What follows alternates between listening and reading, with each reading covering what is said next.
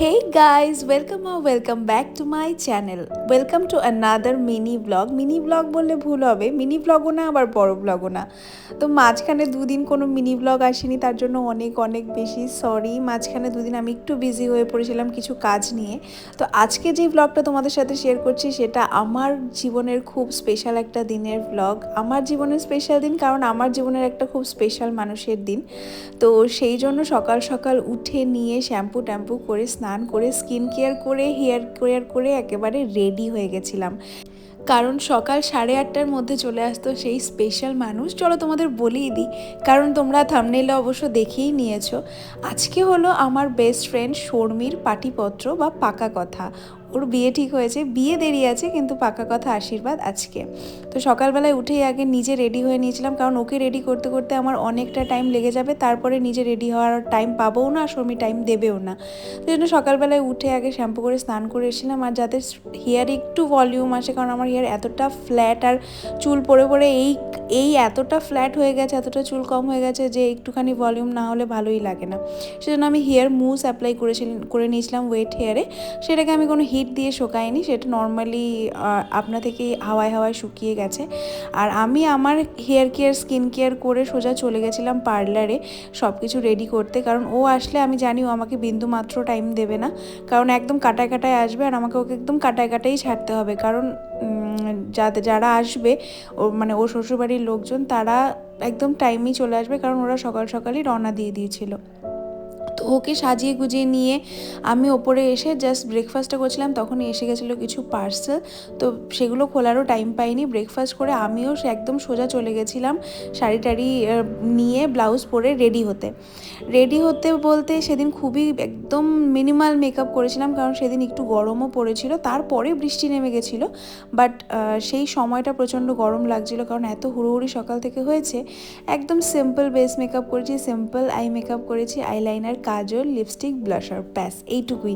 কিন্তু এইটুকু করেছি, কিন্তু এতটা ভালো আউটকাম এসেছিল না, কারণ আমি অনেক দিন পর মেকআপ করেছিলাম।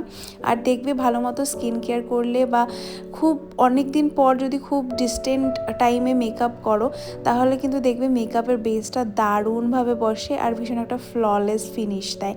তো যাই হোক, এই শাড়িটা আমি ওই দিন পরেছিলাম। এটা একটা কী শাড়ি আমি জানি না নামটা, কিন্তু এটা মাকে আমি দিয়েছিলাম আমার গৃহপ্রবেশের সময়।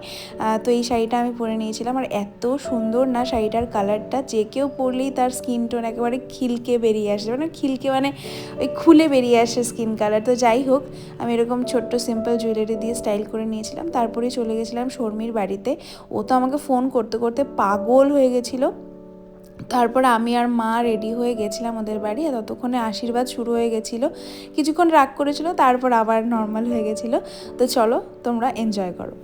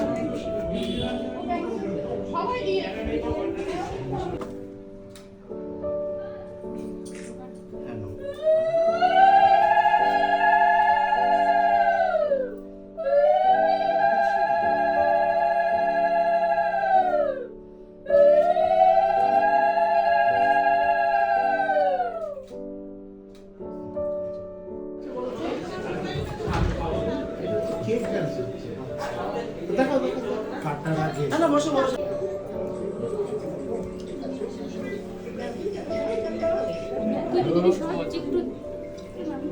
ওখানে কেউ গেছে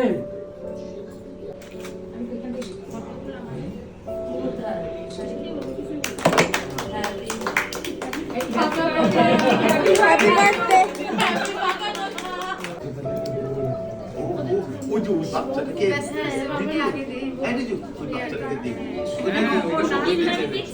ওই ওদের কেটে দেখে এই যে তারপর ওখানে খাওয়া দাওয়া শুরু হয় আর আমি চলে যাই শর্মির হাজব্যান্ড আর কাকুর সাথে রেজিস্ট্রি অফিস, কারণ ওদের সেকেন্ড রেজিস্ট্রিটা হওয়ার ছিল। তো আমিও ওর সাথে গেছিলাম, ও আমাকে জোর জবরদস্তি নিয়ে গেছিলো, না তোকেও যেতে হবে। তো আমিও গিয়ে ওখানে বসেই ছিলাম, কিছু কোনো কাজ ছিল না, বসেছিলাম। তো ওরা ওখানে সব যেগুলো কাজকর্ম ছিল সেগুলো করলো। আর সত্যি ওকে দেখে মানে ওকে যখন থেকে আমি সাজাতে শুরু করেছি তখন থেকেই না মনের মধ্যে কেমন একটা উথাল পাথাল শুরু হয়ে গেছিলো, যে যেই বন্ধুর সাথে ছোটোবেলা থেকে পড়লাম, পড়াশোনা করলাম, খেললাম, ঘুরলাম, সেই বান্ধবীর আজকে বিয়েই বলতে পারো এক প্রকার। সেই বান্ধবীর বিয়ে হয়ে যাচ্ছে, মানে এত তাড়াতাড়ি কবে বড় হয়ে গেলাম আমরা ঠিক বুঝতেই পারলাম না। কিভাবে হাতের মুঠো থেকে সময় বালির মতো গড়িয়ে যায় সত্যি ধরা যায় না, আর যত শক্ত করে ধরা হয় তত তাড়াতাড়ি মনে হয় জিনিসটা বেরিয়ে যায় হাত থেকে। তো যাই হোক, ওকে আজকে এত মিষ্টি লাগছিল, পুরো লক্ষ্মী ঠাকুরের মতো লাগছিল। আর এটা হলো দিদির মেয়ে, মানে শর্মির দিদির মেয়ে। ও খুব ভালোবাসে আমাকে, ও খুব মিষ্টি। তো তারপর আমরা সবাই মিলে খেতে বসে গেছিলাম, একদম লাস্ট তখন আমরা খাচ্ছিলাম। আর এত হুড়োহুড়ি করেছি যে ভালো মতো খেতেও পারিনি। আর খাওয়ার অ্যারেঞ্জমেন্ট ছিল খুবই ভালো, খুব সিম্পল মিনিমাল, বাট খুব টেস্টি হয়েছিল খাবার দাবার। খাবারে ছিল ফার্স্টে কেক, যেটা ওরা কেটেছিল সেটা, তারপর হলো সাদা ভাত, স্যালাড, লেবু, সাথে ডাল, ঝুরি আলু ভাজা, কাঁঠাল চিংড়ি আর চিতল মাছের কালিয়া। তারপরে ছিল দই, মিষ্টি, চাটনি, যেগুলো কিনা আমি ভিডিও করতে ভুলে গেছিলাম।